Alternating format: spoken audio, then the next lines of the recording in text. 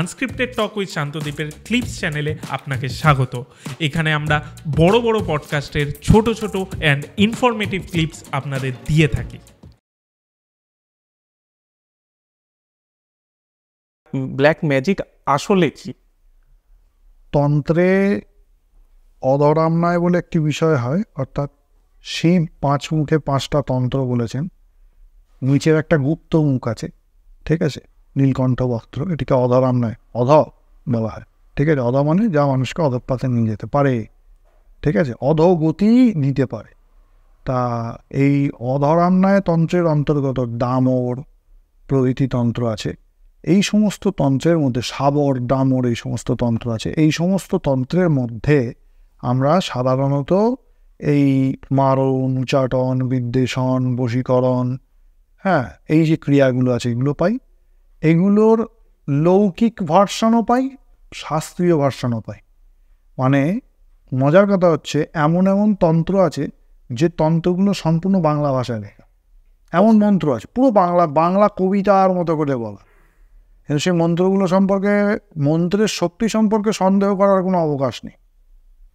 বাংলা ছড়া কেটে এরকম অনেক অসাধ্য সাধন করা যায়, ঠিক আছে। এই যে সাধারণত যে বান মারা, ঠিক আছে, ভূত চালান করা, প্রেত চালান করা, প্রতিবশীকরণ, পান পড়া, এইসব বিভিন্ন তেল পড়া, জল পড়া, এইসব দেওয়া হয়। এগুলো কোনো শাস্ত্রীয় বীজ টিজ ব্যবহার করা হয়।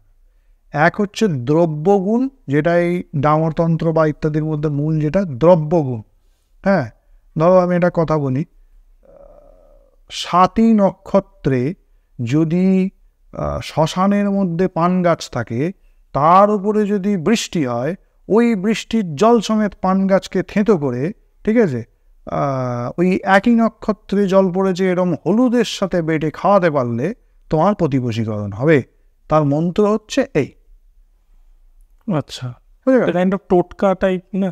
জিনিসটা এই টোটকা বিষয়টাই এসছে। বিদেশে একটা জিনিসের চর্চা ছিল অ্যালকেমি, অপরসায়ন। এটাও এক ধরনের, আমার মনে হয়, অপরসায়ন, ঠিক আছে।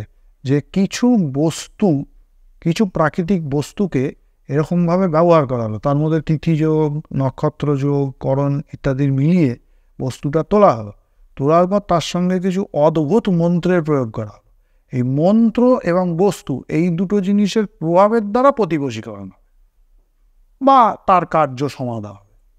এগুলোর কতটা কার্যকরিতা, হ্যাঁ, সেটা এখনকার মানুষ হয়তো বিশ্বাস করবে না, কিন্তু আমি দেখেছি এগুলো যথেষ্ট কার্যকরী বিদ্যা। আমি অনেককে এগুলো করতে দেখেছি, ঠিক আছে।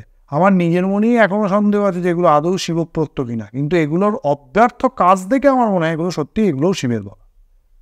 আর শিব তো সর্বজ্ঞ, মানে যিনি তন্ত্রবক্তা তিনি সর্বজ্ঞ, তার পক্ষে বিশ্বের কোনো ভাষা জানাই অসম্ভব, ঠিক আছে। তা হয়তো এগুলো সেই রকমই কিছু। এরকমই বিভিন্ন আরও ক্লিপস পাওয়ার জন্য, আরও বিষয়ে জানার জন্য আমাদের এই চ্যানেল ইউটিএস ক্লিপসকে অবশ্যই সাবস্ক্রাইব করুন।